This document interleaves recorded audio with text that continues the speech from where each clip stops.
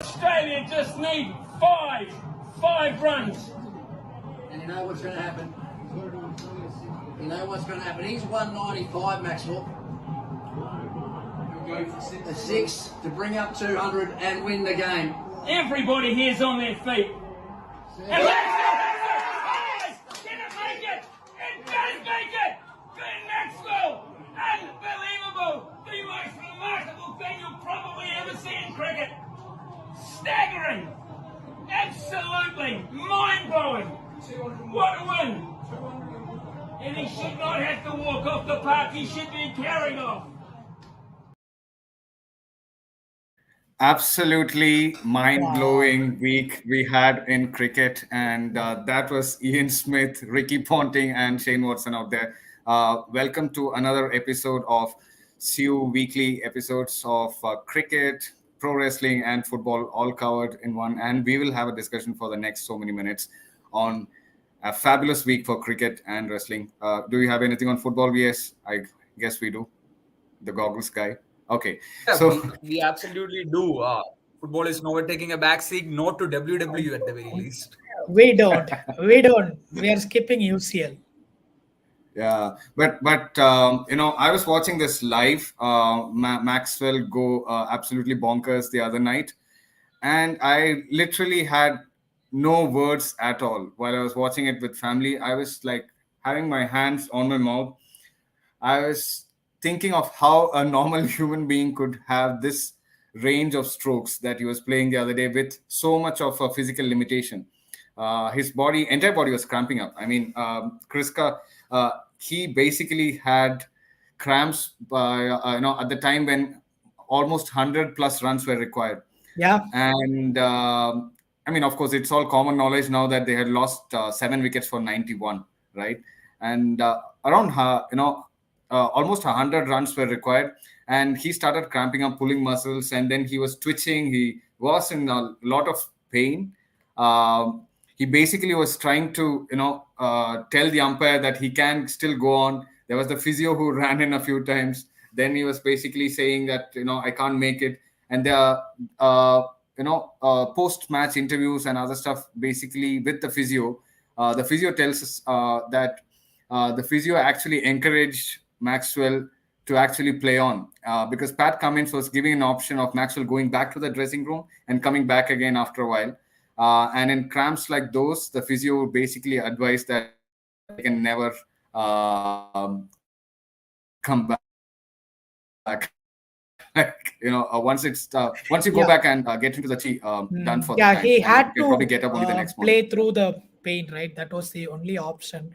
And throughout the week, there have been a lot of debates and discussions about where does this innings stand in terms of, one of the greatest performances in one-day international.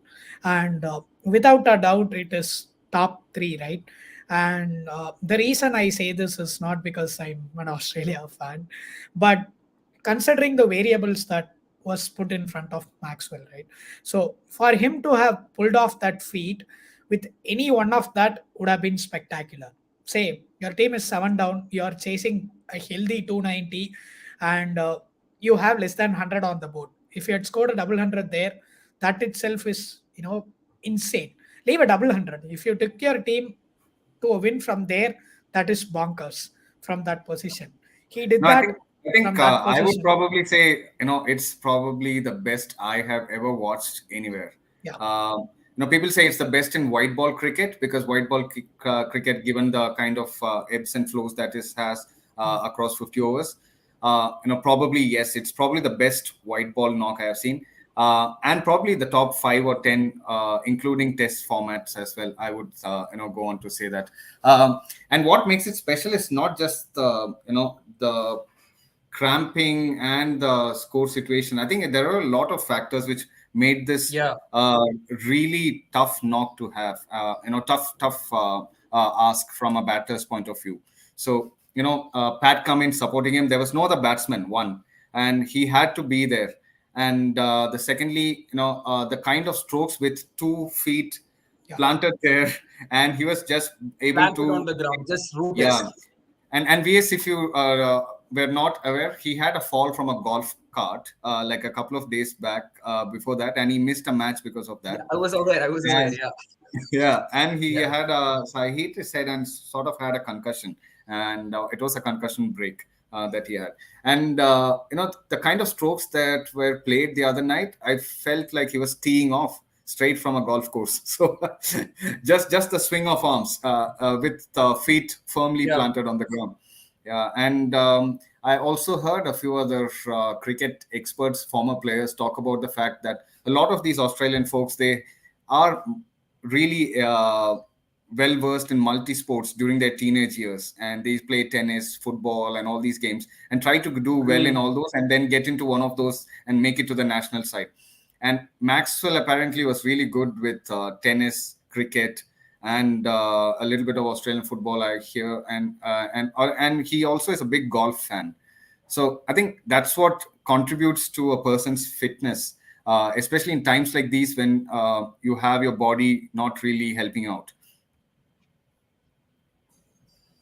Yeah, it's And that also it's also one kind thing of to be of implies why he can swing his arms and he can swing it long and swing it hard, because golf, tennis, all those Yeah, games, they require a very strong pair of hands, and that's exactly yeah, what he showed. But Khandalf, I would say the cramp factor and him having suffered concussion a couple days earlier, those aspects, they only add to the sheer cinematic factor of the innings. yeah. Take away all of that, take away the fact that he was cramped, take away the fact that he had a concussion couple days before, that innings was insane. I would say it was one of the top two ODI chases all time, and it Yeah, certainly ain't number two, yeah, yeah. No, because absolutely. absolutely Yeah.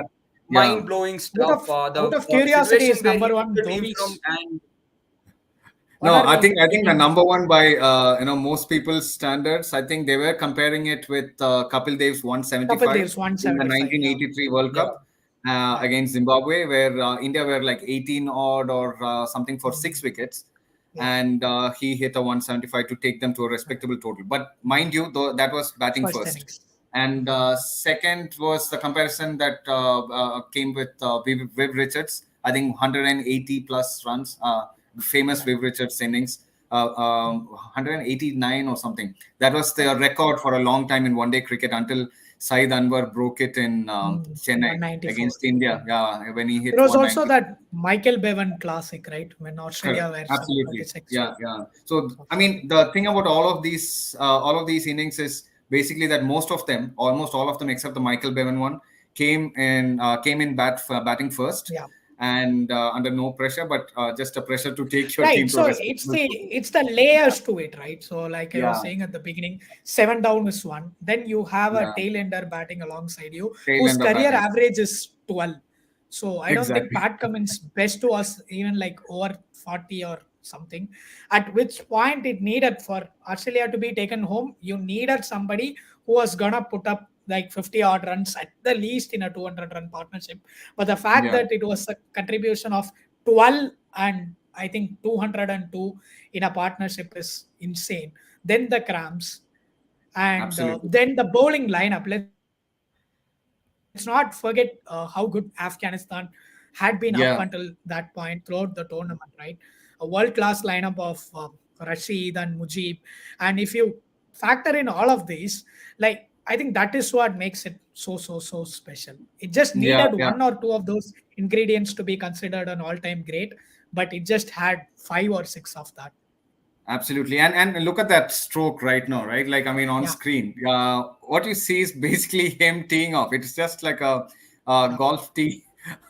And he would have probably hit that like 200, 300 meters down, or maybe yeah. more.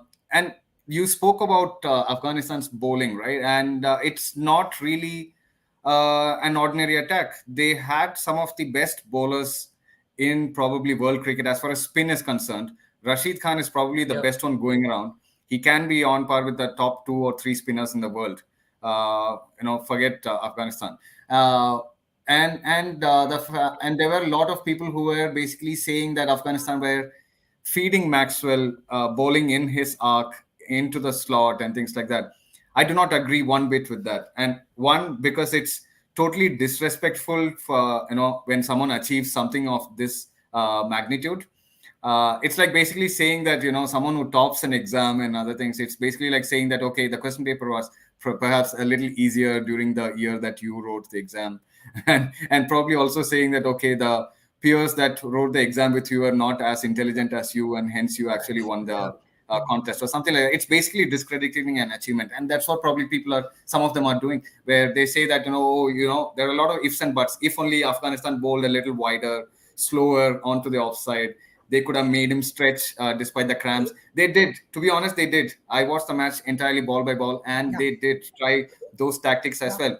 What Maxwell did was he was just trying to leave those balls or miss them genuinely, or he just hit them, dabbed them for backed a few on the offside. It's not like Exactly. Maxwell is a bad offside player or anything. Exactly. I don't know why people think. Yeah, and my guess is that these people would have just watched the highlights, and of course the highlights package is always full of sixes and fours, and they would have seen him just feed. But then Maxwell was a kind on that night there, where he was actually manipulating the captain and the field and the bowling lines and lengths, and he hit all the bad balls. That's what exactly happened. So what a Before, night, unforgettable. before we move on, I also want to take a moment and celebrate Pat Cummins's contribution to the chase. Right, this is a guy who has swagged bowling lineup so many times, be it IPL or we saw in the Ashes. I think even earlier in one of the World Cup games, you saw him bat at like some 120 plus strike rate or something. So I'm not contradicting my earlier opinion that Pat Cummins averages 12, but he is somebody who comes in late. We have discussed about this, right? So when the situation demands, he knows how to back a few balls off the ground and get his team to a very respectable total. And the kind of composure that he showed. After a point during Maxwell's innings, right? I was wondering why Cummins is not even trying to help Maxwell out by hitting a few for a six or something like that. Bring in his Kolkata Knight Riders avatar and just play a few shots. But then I think in hindsight, it all probably made sense. Cummins was probably waiting for Maxwell to do his thing, get them to the total as close as possible. Get a little closer, exactly. And then even if Maxwell gets out, he would have taken on the role of then he would have gone on. Yeah, absolutely. Thankfully, it never came to it. And I think that's also the sheer luck, right? To go 200 runs where Cummins didn't have to face the first ball of an over. Somehow, at the end of every over, either Cummins would face a dot ball and give the strike back to Maxwell, or Maxwell would rally everything he had in his arsenal and take a single. I don't think for a good 10 or 15 overs, Cummins even had the strike, which would explain, absolutely.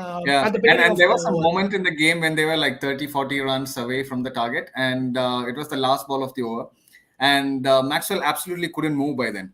He couldn't walk, he couldn't run, without pain, of course, but and these guys were not anticipating a single. They were expecting a six, but then Maxwell just very intelligently dabbed it towards one, I think towards mid-wicket or something, and then started walking fast. And the fielder was taken by surprise because they didn't expect Maxwell to run. And the fielder was actually caught sleeping. So, that was very intelligent. And somehow it happened. But one for the ages, something which no one could comprehend. We'll be probably talking about it in reference for the years to come. Yeah, absolutely.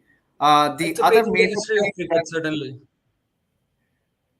Yeah, and the other major thing that happened is the fact that a major world cricket and former champions Sri Lanka got suspended. What do you think, guys, happened there?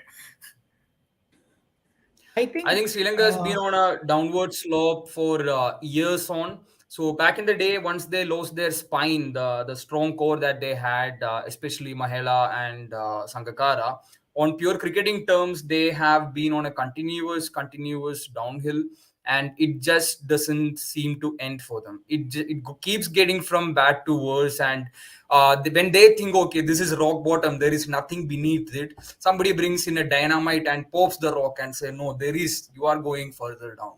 And it's highly sad to see, because back in the day this used to be a team that irritated me so much when I used to watch cricket, because the steel that they had. Because first of all, this bald Sanat Jayasuriya, he would come, and that guy posed so much threat, because he made me shit my pants. There is no other way of putting it.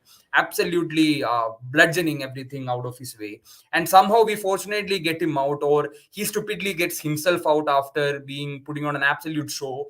Sangakkara and Jayawardena comes, and these guys, they don't get out at all. And the kind of core that they had, they did not raise replacements in time. That's what I'm, because I very clearly remember this guy Mahela Jayawardena.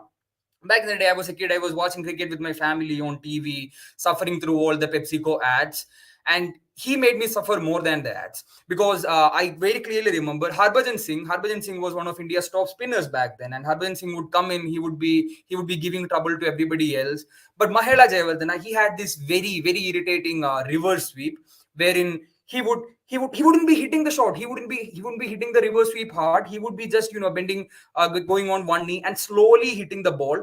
And the problem is, okay, I don't mind if the ball is rushing towards the boundary, because that is a four that is well earned. I don't mind if somebody whacks it over the mid wicket and it goes for a six, because there is no stopping it.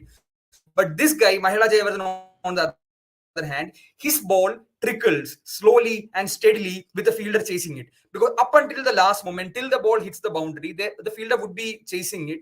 But in the end, the ball will beat the fielder and go for a four. He did that multiple times. So that kind of team that they had, they did not manage to replace the players on time. They did not do the youth recruitment well, because in the end, they just kept up bringing in random mystery spinners who would perform in one tournament and then vanish into obscurity. So I think the losing of that spine, it's a failure. It's a systemic failure. But then at the same time, there is also the talent conveyor belt stopping, not denying it. But they had to realize how much they were reliant on a core of 3, 4, 5 players to take everything through. And once that core faded, I have massive respect to all those guys, Sangakkara, Jayawardena, Was, everybody. They were not prepared for the future. And then other things. So, when it rains, it pours, and it has been pouring in Sri Lanka for a long time.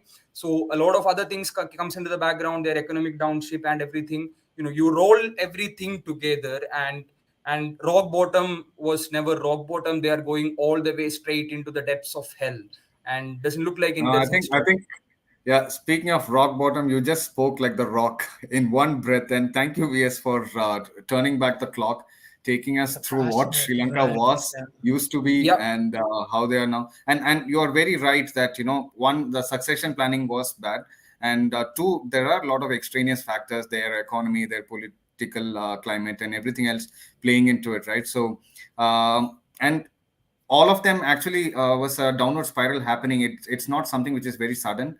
It's been happening for a few years. Players not getting their payments on time. They're not getting fully paid as well. So a lot of issues between the board and the players and everything. And a lot to do with the economy, a lot to do with the politicians controlling the economy, and a lot to do with all those factors as well. And that's why a lot of political interference, because there's a lot of money matters between the politicians and the board members and the administrators of the game there. So, I don't know. But what I'm actually wondering is who will India play their bilaterals with and try to Kohli to improve it. stat pad and get to that Yeah. 100 hundreds, right? So, Kandal, before we jump in there, I think this is the first time that I've seen. I think I may have been too young when this happened to Zimbabwe. What are the implications of this? Does it mean that Sri Lanka can't play cricket against any team now? Yeah, see, I mean, they're not, any suspension is temporary in nature, right? So I would think that they would probably be under evaluation. It's not, and ICC is not as strict a board like FIFA. Once you're banned, you're banned. The kind that happened with teams like Iran or Turkey and other teams in the past in football, where they get banned for political interference as well, and sometimes religious interference in Iranian football or Turkish football as well, sometimes in the past that we have seen. But in this case, I feel that what they're essentially waiting for is for a board to be formed democratically. Right now, it's an interim board of members. They played this World Cup under an interim administration. It's a temporary administration put in place, makeshift and not democratically elected. They were put in place by the politicians who are right now in power in Sri Lanka. The president, himself being in control of things. So I think that's where ICC probably took a call and felt that it needs to be a democratically elected board. So once that happens, Sri Lanka will be back into play. So at the same time, I feel that this will be a blessing in disguise. They need a break from a shabby performance in the World Cup, and I think they will probably come up back again. And the implications largely are that they will not be able to participate in any kind of ICC event. I'm not really sure of bilaterals and how it works. It's mostly agreements between boards that happen, and they come up with future tours program, and they're all signed off by the ICC. But definitely they won't play any ICC event until the suspension is revoked. But within the Asian Cricket Council, if a decision is made that they will have a democratic process soon, and then Sri Lanka would be able to play bilaterals again. One Asian power, like we discussed, Sri Lanka, they have been going down, but then the wheel of time keeps churning. And Khandalf, do you think we can say that Afghanistan, a country that was never really in the upper echelons of cricket, they might be taking up a sweet spot as an upcoming Asian power in the game, because They this almost World Cup, made it the to the performances that they've put semifinals. up, They almost made it to the semifinals. So exactly. absolutely, Afghanistan is probably the new Sri Lanka or the new Bangladesh. I would say, and even better than how Bangladesh was in the late 2000s or early 2000s. If I'm not wrong, when their cricket really started improving, you got people like Mashrafe Mortaza. You had people like Tamim Mustafizur Iqbal. Rahman, Tamim Iqbal, and others come into the ranks. I think Afghanistan, the players are really young, and by the time I think the next World Cup is here, and they would be probably the next World Cup is in South Africa, if I'm not wrong. Yeah. And on those wickets, Yeah. these players can really be a handful to face. So especially the bowlers, right? So And Afghanistan is in their golden era of cricketers, right? So we are yeah, talking about players who can walk into any 11 in the world today. And that is the luxury that any associate nation would, jump at it. And I think they're here to stay. And as you mentioned, they're all very young. Most of them will be entering into their prime in the next World Cup and the one after that. So imagine somebody like Rashid Khan turning only 26 when the next World Cup is around. That yeah, is insane. So yeah, exciting yeah. times for Yeah, Afghanistan. we have been rolling back the clock a lot today, so why not just quickly talk about one rollback of the clock, or rather, no one was watching the clock. That Oh, how Matthews would have loved a rollback of the clock there. Yeah, so I think MCC came out with a statement yesterday. They clarified what went on during the match, and they have officially made it that it was a good decision and the right decision by the umpires, that it was ruled as out. The key point being that Matthews was in no position to receive the ball at that point in time. He was not ready to receive the ball. He was just taking guard, which is basically the batsman still getting ready and not ready to receive the ball. And I watched the clip that was actually shared by Matthews on Twitter and elsewhere on socials. And, you can clearly see that even around that 5-second mark to the 2-minute deadline, the non-striker was still walking towards the non-striker's end. So, which means that the batsman or the batting team was fully not ready to face the next delivery. And which is essentially why the umpires took that into account and ruled that as out. And even in the worst case, so this is one point. So they were not ready to face the ball. And the second point is that even if they wanted some concession, before the 2-minute deadline, Matthews should have just put his hand up. Instead of waving at the dressing room, he should have basically told the umpires, I need you to call time. So the umpires would have just said time, and then he should have waved to the dressing room Right. to bring the helmet. I think there was initial confusion in the dressing room as to what he was really wanting. They were bringing up, few electrolytes and other drinks for him. He said, I need a helmet. So, Right. yeah. So first of all, I don't think whoever put out this statement was it MCC or ICC. I forgot what you had just said. Yeah. So the statement was put out by Obviously, MCC, yeah. MCC, of course. So Yeah, and obviously, these words are straight from the Lord's yeah, website, and right. yeah, based on the law. So first of all, obviously they're gonna come out and back their umpires. It doesn't matter whether it's football or cricket. So the institution is always gonna stand by the Yeah, yeah, referees rather than any individual. But the whole absurdity of the situation kind of sums up what BS was touching on, right? When it rains, it pours. I know the timeline is reversed, but yeah. like when you take the situation into account, you are in what, some 35th over, you're facing a Shakib Al Hasan who's gonna bowl left arm spin at what, 80 ks. I'm by no means endorsing facing balls without helmet, right? But he could have easily done that for a ball. I think it was like the fifth ball of the over or something. Just face one ball, then come back and ask for a helmet. I think the rule allows you to do that. We have seen several times from the likes of Dhoni or Steve Smith who do that in the middle of the innings.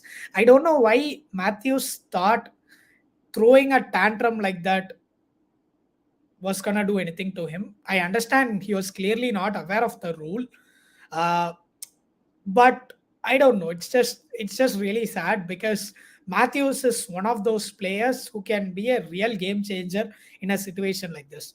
He has bailed out Sri Lanka so many times in a situation where they have been little sluggish in the Absolutely. middle I order. think it's just And pure sheer yeah, bad luck, right? I mean, yeah. Matthews's fault, of course, and I also feel that the other side is also not too wrong. The spirit of the game argument.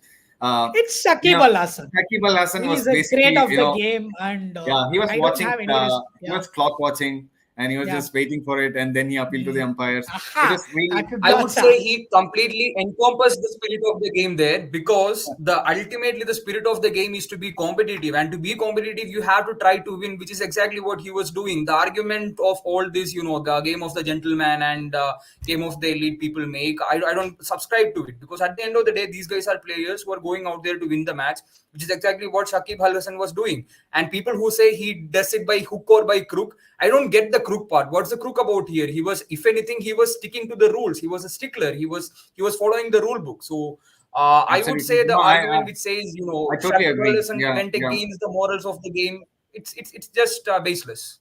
Yeah, but I think it was more so because it was touch and go. I think with regard to mankading or other ways of getting a batsman out, most people are in agreement with regard to following the law, And except for some who would always crib about the spirit of the game, especially the English cricket board and English fans. They are still to get over Johnny Bairstow's stumping in the ashes. So, you win a World Cup with a boundary count. Imagine the exactly. audacity to come back and say, "Hey, you can't Yeah. do anything that sort of goes around the spirit of cricket." I think it also has Absolutely. got to do with the player we are speaking. Shakib, for all his prowess in the game and exploits, He's a I Bangladesh don't think legend. he Yeah. has. But I don't think he has the respect of the cricketing world lately. Be it Yeah. the Yeah. incident in Bangladesh Premier League where he.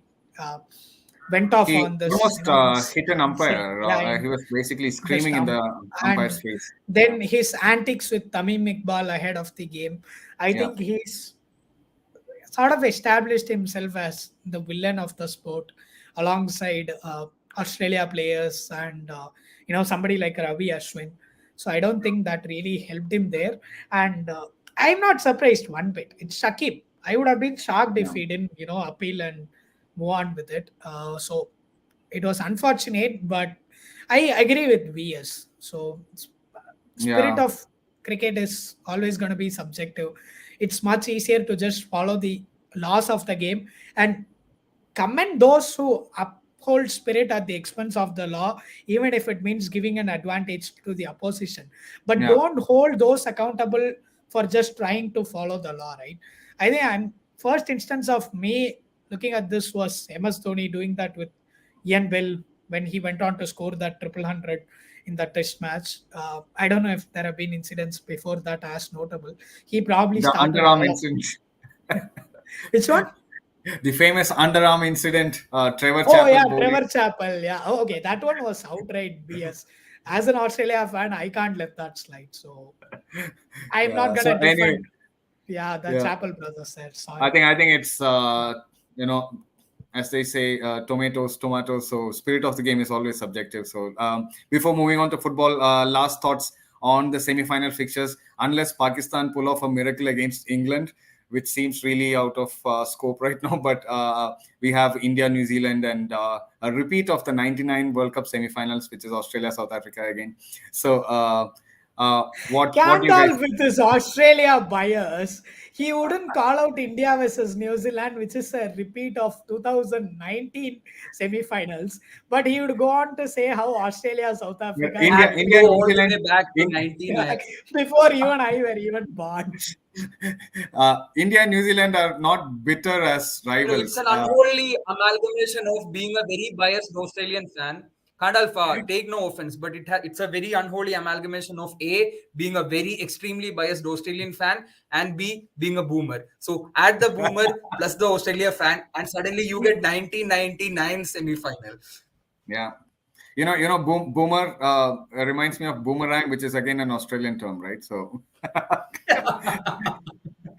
okay, that was a very, very boomer joke. But yeah, before we move on to football, what's the You're semifinals so bad, it was prediction? funny. Who are making it to the finals, guys? I feel India are real favorites. I haven't seen a strong team like this in the previous few World Cups. At least as dominant as India right now. Always. I am shocked he hasn't mentioned Australia in 2015. Australia in 2015 were They competitive, lost not a game dominant. against New Yeah, Zealand. they were not dominant. They were really good, but not dominant, and playing on home turf, right? But India is really being dominant here, and I feel Australia have peaked with that Afghanistan match. They are really doing well, and there is a match today against Bangladesh as well. So they are really doing well, and good challenge for India. But we never know how South Africa's fortunes turn, or whether they will whether they will save the tag of chokers. Yeah, so I feel it's an India South Africa or India Australia finals for sure. Aren't we gonna give any chance to New Zealand? I don't think they have peaked yet. We just have Williamson coming back into the lineup. Ravindra is in really Yeah, good nick.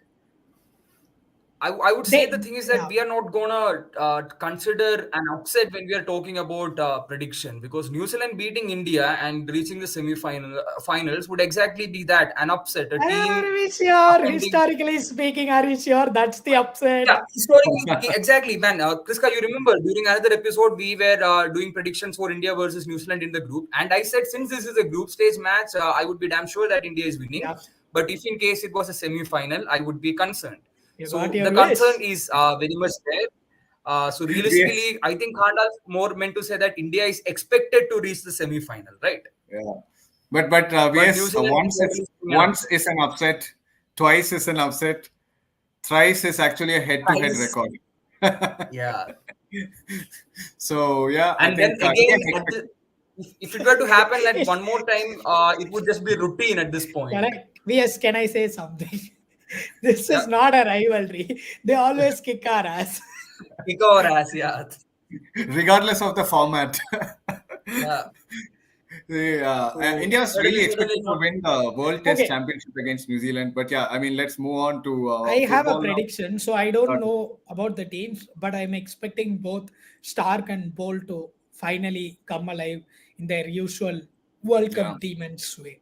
Neither have done that. I'm guessing this is the place they do that. South Africa's brittle lineup, we already saw that yesterday, and it's ripe for pickings, in my opinion. They've outdone themselves so far, but it's semi-finals. Yeah. Don't wait. It's I semi-finals would and say, Kolkata, which is expected to be a slightly slowish pitch, and if South Africa bats second, they'll definitely choke. Yeah.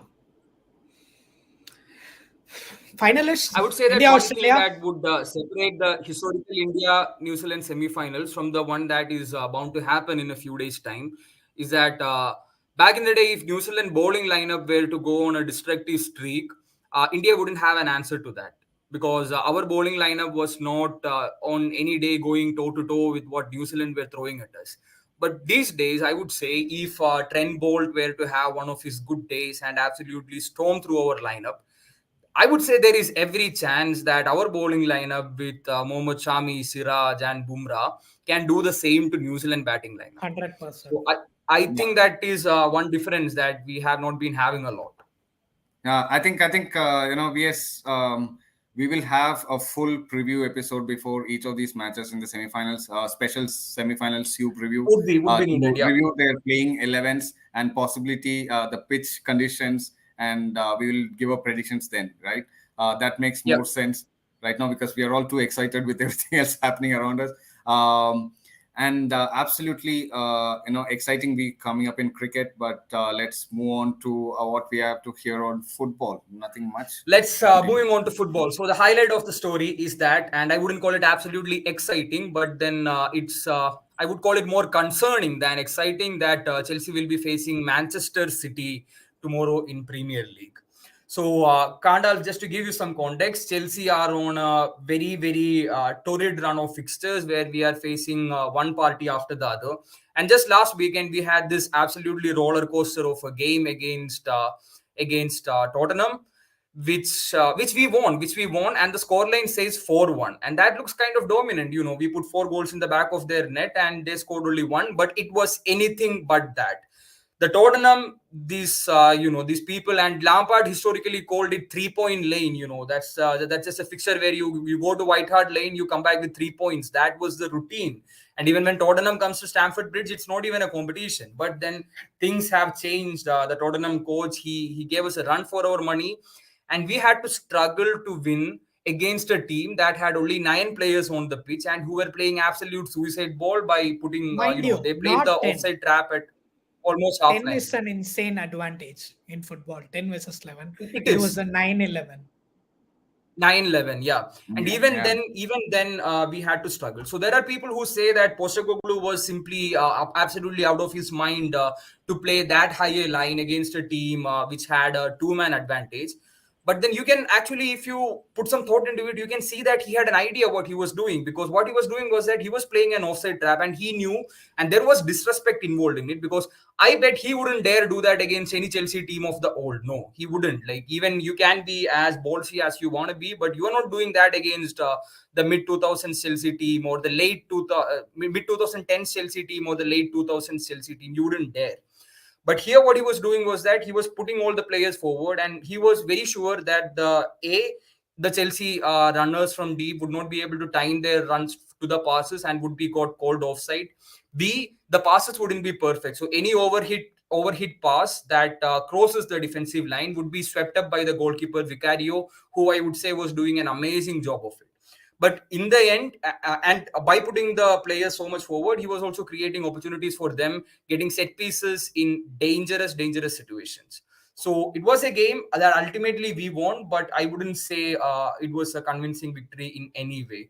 Kriska, I would like to hear about what you think about Chelsea's performance as somebody who doesn't really support Chelsea or doesn't have any feelings for Chelsea. Man, you forgot the Badly. fact that I own a Tottenham jersey and you have jumped to my And feelings I wonder about why. Chelsea. I'll be honest, I just got that to piss you off, man. I don't have any affliction with the team. I know how much it will drive you crazy. That is all there is to it.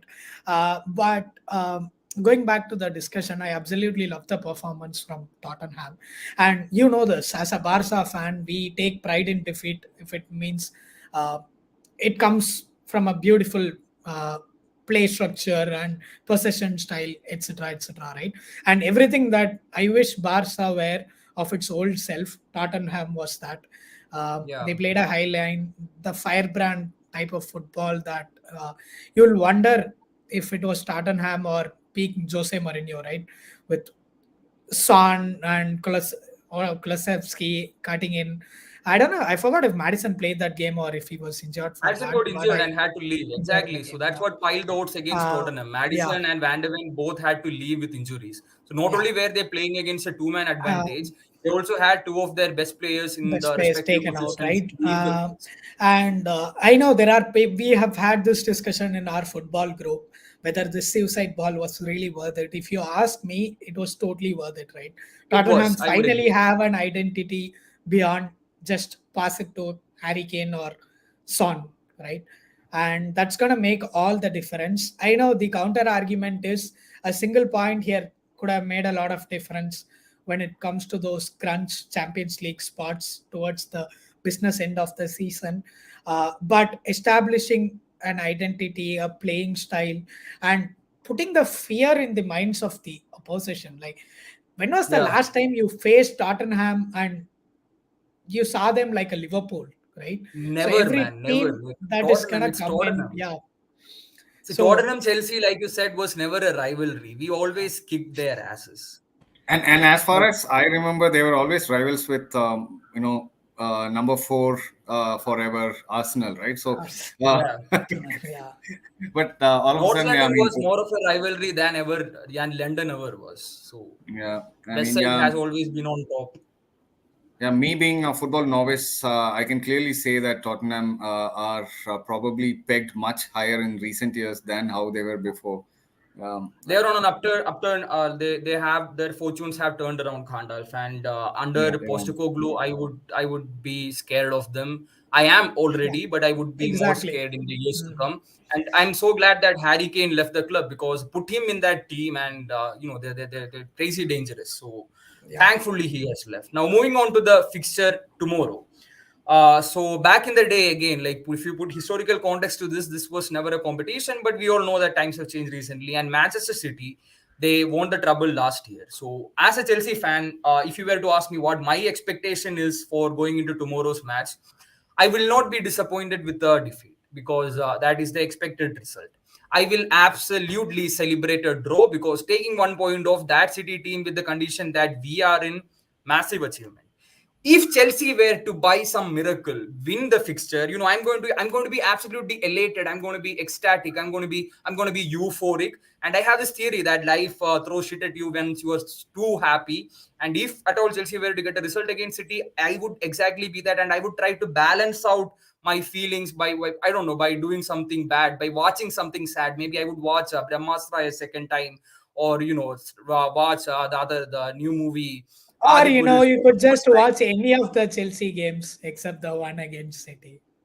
Yeah, anything. Not exactly Kriska, but yeah, being very cheeky, but I'll let you have this, because we are not exactly in the good terms. So I absolutely do not expect Chelsea to beat City, but if we were to, I would be elated. Now going I'm into going the to game, watch I'm going to watch Brahmastra a second time to see how it feels like. yeah, I would I'll not give you a hint. suggest It's that like either. watching Chelsea play for the first time. Nah, not exactly. It's like watching Barcelona play in UEFA Champions League. It's depressing. So, I moving think on to before the game we, and the players involved, I would say City are much better placed than us, because we are again a road team, and we don't have all our best players in fully fit ability to just take to the game. So they have the edge in every single way imaginable, and I think one key plays that I think will matter in the game is that City's new winger Jeremy Doku. So this guy is a one-on-one demon. He's a speed monster, and his dribbling is absolutely crazy, which it always was, because when he played in the Belgium national team, we could see how good a dribbler he was, but then he had no end product. He wasn't going anywhere with his dribbling. His dribbling was more often used to get other deadlier players like Eden Hazard or Kevin De Bruyne into place. But that has changed, and of late, he has been having end product to his dribbling. He finished last match with 4 assists and a goal. And Chelsea do not have a fullback in the left position, because we have Cucurella. I'm not insulting the player, but then again, at the end of the day, he's not the strongest one-on-one defender out there. And if you are playing Levi Colwill as a makeshift left back instead of Cucurella, I would think as good a defender as Colwill is on the ground, the acceleration and the praise, it's just going to work in Doku's favor. yeah, So City have the advantage. yeah. First of all, that was amazing, VS. So in 2023, you managed to slip in Eden Hazard's name in a conversation alongside De Bruyne, claiming they are dangerous players.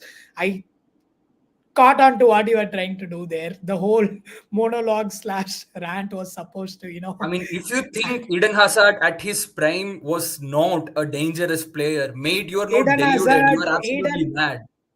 Eden Hazard and Doku never played together when No, Eden Eden was Hazard in and his Doku did prime. play together, right? Not when Eden was in his prime, which was 5 years ago. For the national team, they did, yeah. But then, yeah, Doku not was in high exactly when school. Eden. No. I think the recent World Cup that concluded, they were there as well together, and yeah, even during the Euros, they did play together. But then, yeah, Eden Hazard was not exactly the Eden Doku Hazard. waved at Eden Hazard, asking him to move away, thinking he was one of the steward, looking at his face. You got to put more respect on Hazard's name than that, man. Come on. Not in 23, man. Not in 23. Let's move on. Because people He have did. really short memories these days. A couple bad years, and people really forget what the guy could do. He was a one man attack. We didn't need an attack. He carried the whole team for Bro, years. the He only also thing he ended has attacked in Tottenham's the last championship. 5 years is Domino's 11-inch pizza. Can we move on already? Okay, yeah, very rude, but yeah, I'm not fighting a losing battle and prolonging it. So I'll move on. I'll take this one, Kriska, but I'll get back at you. Things change, times change. Okay, So, moving on, we have Barcelona. So one thing I wanted to speak about Barcelona is that they have been on a very, very decent to good run in the league. They won the league last year convincingly. And I say convincingly because they won a lot of games that they were not exactly supposed to win. They grinded out victories again with their backs against the wall. They managed to win a few games on the streak, and that's how they won the league. But Barcelona in the UCL, on other hand, has been as colorful and eventful as a Greek tragedy. Nothing was happening for them. Nothing good was happening, and they went from Champions League to Europa last season. And this season, I don't think they'll be going to UCL. But again, they lost to Shakhtar 1-0. And one pattern that I think I've been finding in common with a lot of the teams that tend to do well in the league but tend to go down in the Champions League is that they are pragmatist teams. So let's not mistake Barcelona of old. They used to play musical football and tiki taka, and they passed their way around opponents. But Barcelona under Xavi, we can say that owing to circumstances because of the reduced transfer budget and because of the players available for him, has been more pragmatic than anything. Xavi sometimes he plays a three-man defense with Koundé as a wide right centre back. And his primary concern has been getting the 3 points in the board without conceding too many goals. And that is not an approach that has fared historically well in Champions League. One classic example would be Antonio Conte. So Antonio Conte, he was mighty successful in his reigns with Juventus in Italy, and he was winning the league convincingly every single time. Even with Chelsea, that was the last league title we won, and we beat City convincingly to it. He was doing well in the league. But every time an Antonio Conte team went to the Champions League, they had the occasional victory, but then they were never really threatening a spot in Champions League. And I think it's mainly because the formats that used to play in CL, you have to be a bit more aggressive. You have to take more risks. You cannot keep your cards close to your chest. You have to play your hand. You have to play hardball. I think that's been missing from Barcelona, and I think that's something Xavi as a coach should look at. So instead of taking a more pragmatic approach like he does in the league, which works very well over there, he needs to be a bit more adventurous, let's say, in Champions League and take the game to the opposition a bit more, play your cards early into the game and hope that it works. So I think that's been missing from Barcelona. Over to Kriska. Kriska, you think you have higher expectations of Barcelona in Champions League. Where do you think Barcelona would ideally finish this time around? I think I would expect a quarterfinal run. Uh, that would be the bare minimum for me, given the squad. At least the team you have on paper, the likes of your Felix or Levin Disney, was shockingly been a shadow of his former self, where those players were to come back to form and say we have Pedri come back to full fitness. I would expect us to at least challenge for a top 8 in the UCL. The most concerning part about the current run that Barcelona is in is I can't really put a pin on what is not working for us, right? Because it's the same team that a month ago it was uh, cranking out 4-0, 5-0 wins, and we were all like, hey, Barca is back. And it's literally the same lineup. Can a couple of players going out of form have so much effect that you go from a 5-0 to a 0-1 against a Shakhtar Donetsk? I don't know. So this is why I have all the more respect for Postecoglou and what he has done with Tottenham, because that's a system. He's not reliant on players or form. He has a drill that is working for them. I don't know I what would say Xavi Xavi sold. also. No. I would disagree. I would say Savi has a drill. He has a system, and I think it's a problem within the system because his system is drilled in a way to dominate mid-tier and lower-tier opponents and edge Grind out out victories 1-0 in La victories. Liga Yeah. clubs. That is not an approach that has worked in Champions League. In Champions League, teams like Liverpool, teams like Real Madrid, they tend to do better than teams that are more focused on controlling the I'm, games and getting a yeah, result, because these teams, they just go out there, they take blows. In Champions League, the best approach I think is to trade blows, get hit fire but versus hit fire. harder, and that seems to work. And Barca haven't been doing that. They have been they have been guarding their face a bit too much. They have been pulling their punches because they don't want to get hit.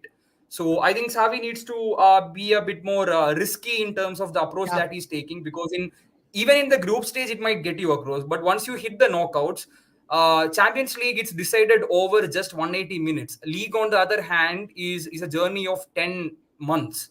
So the approach has to be different. But I think coach like Savi, he's doing the same mistake as Conte. He's trying to take the same ideas, the same system, the same tactics that works Like for a him in the Chelsea league. 2012, or even to Why an do you always extent have Chelsea. to? Yeah, Hey, Chelsea that was a 2012 is a compliment, different case. man. Yeah. Yeah, And I, even your I did not most listen. recent I Champions heard League Chelsea win. come out of your mouth and I was instantly offended. Assumed it was an insult by default. Yeah. Uh, cool.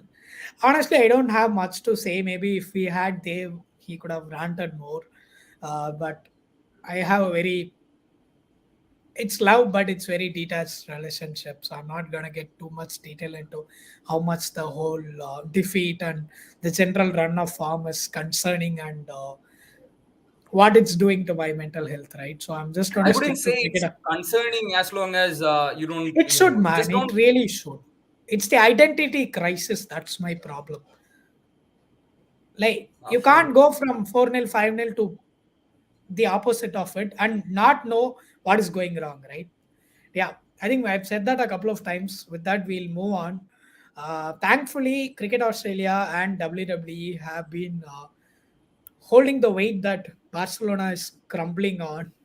So I'm just gonna watch those and be at peace and just check out Barca score lines and be happy with the late winners and equalizers. That's good enough for me now.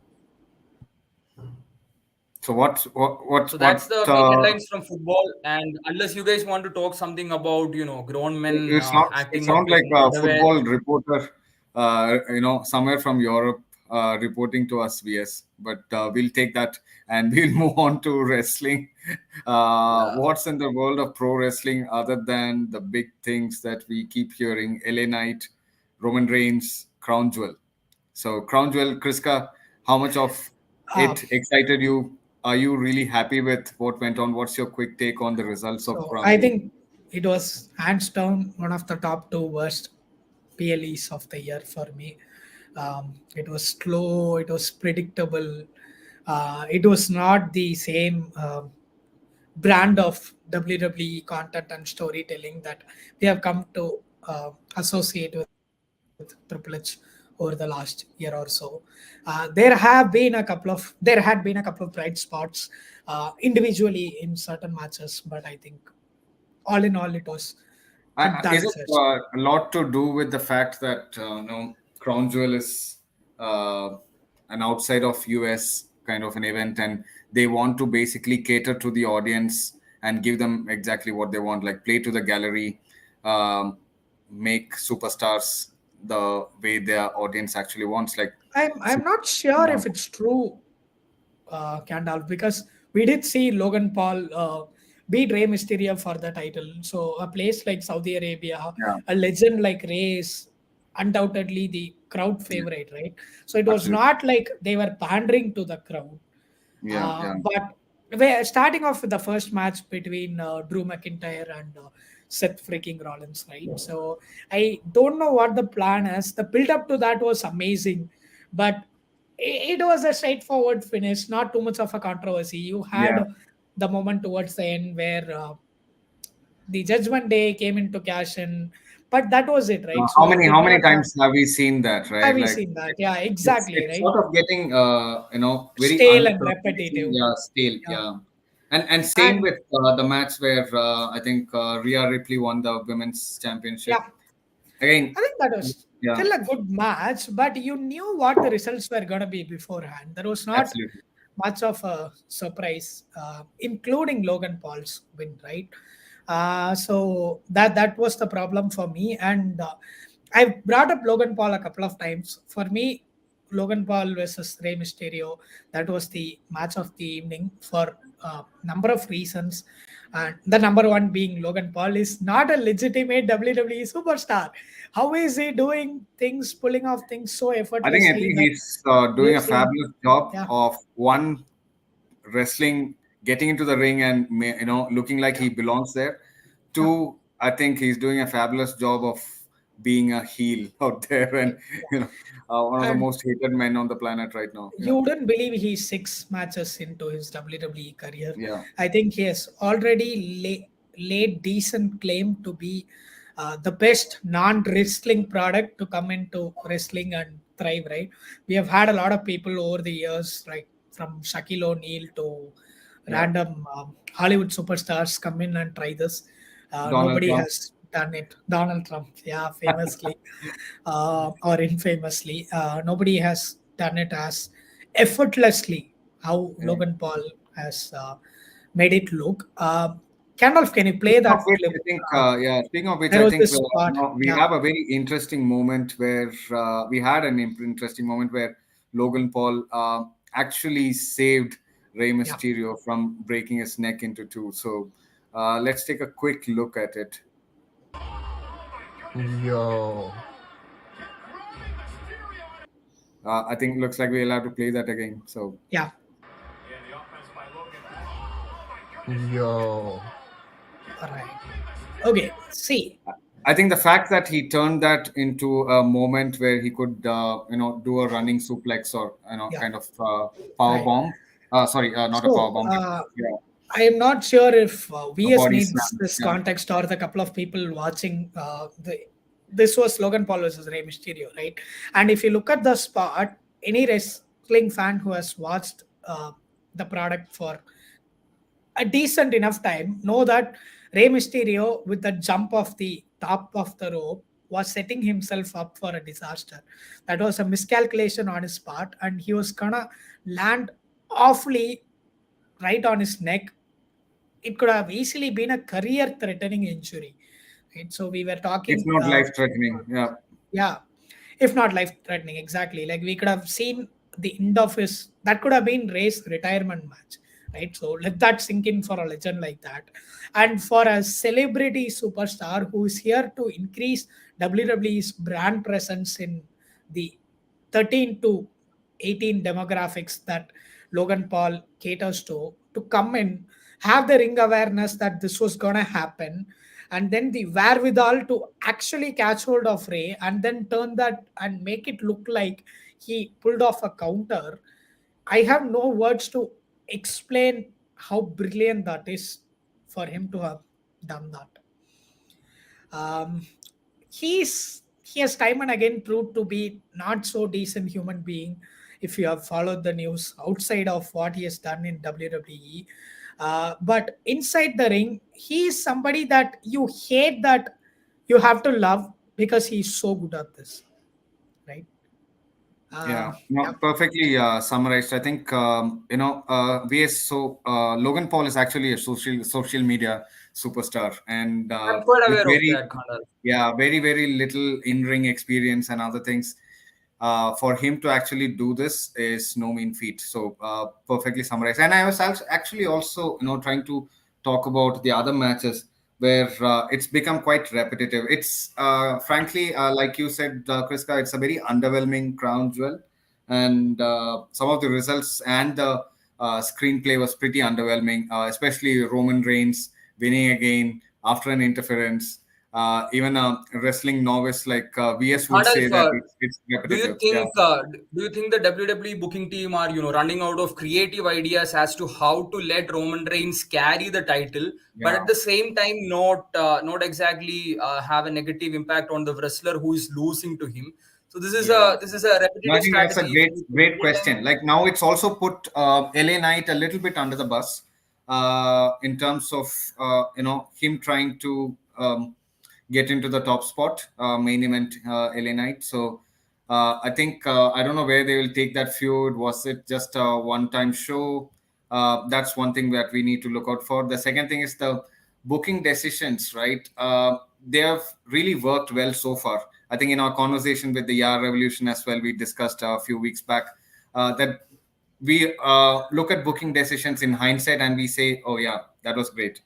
But then at this point, probably what they're trying to do with Roman Reigns is something similar to the 20 match streak that 21 match streak that Undertaker had at Undertaker. Yeah. WrestleMania.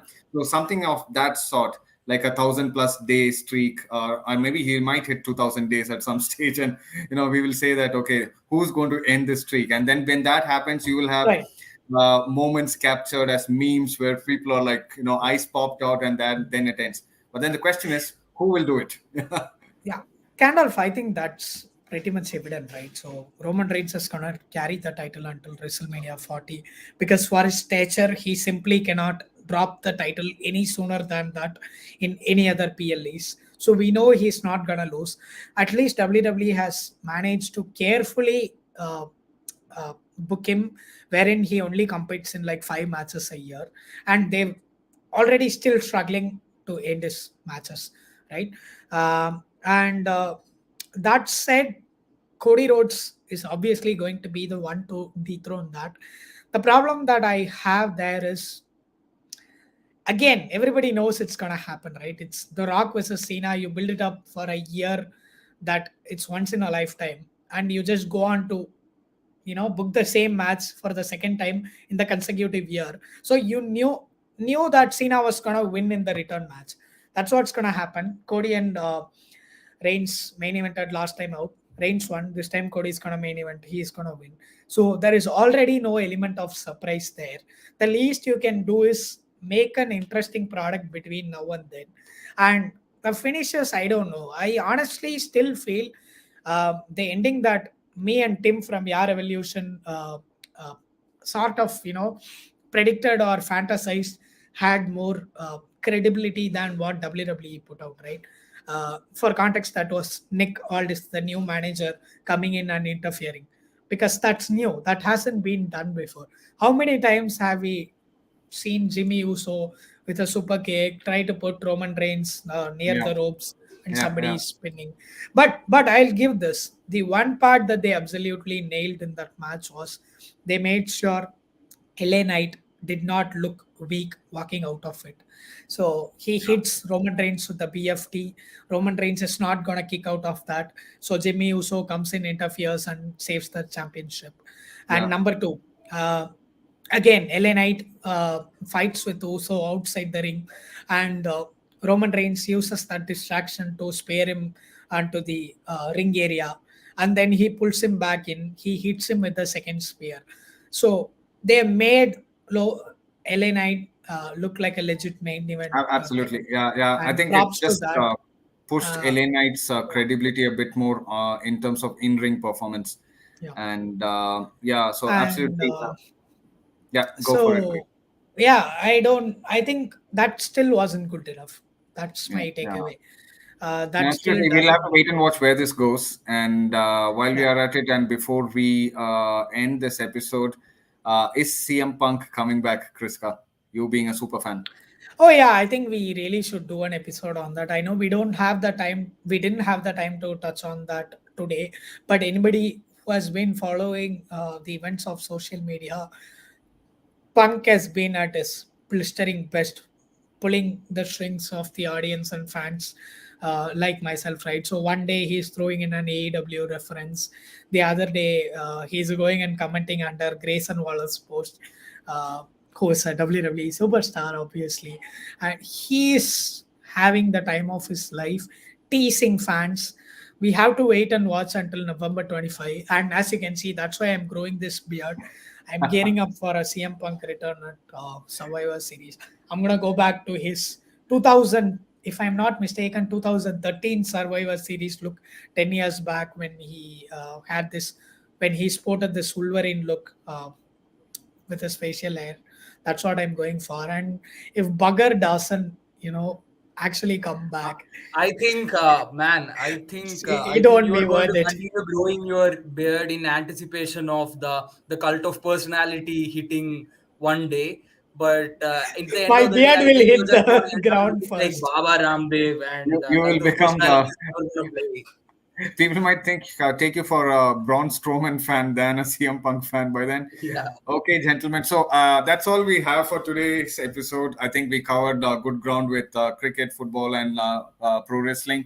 And we are all excited for the week that's coming, the Cricket World Cup semi-finals. And by the time, probably we will have a preview show for the semis and the all exciting finals in Ahmedabad. And hopefully, I don't want to jinx it, so I will still call it an India-South Africa final. But secretly, I'm hoping that Australia wins. But Oh no, you're an Australia fan. What gave away? all right, so that's all we have for now. Please like, share, subscribe if you like this video, and subscribe to the SU channel, Sports Entertainment Subscribe Weekly. if you want Uh, India to win the World Cup. yeah, subscribe if you want India to win the Come World Cup. on, man. Else, People are else, not going to vote for that. else we will jinx it for you. So thank you so much. Bye.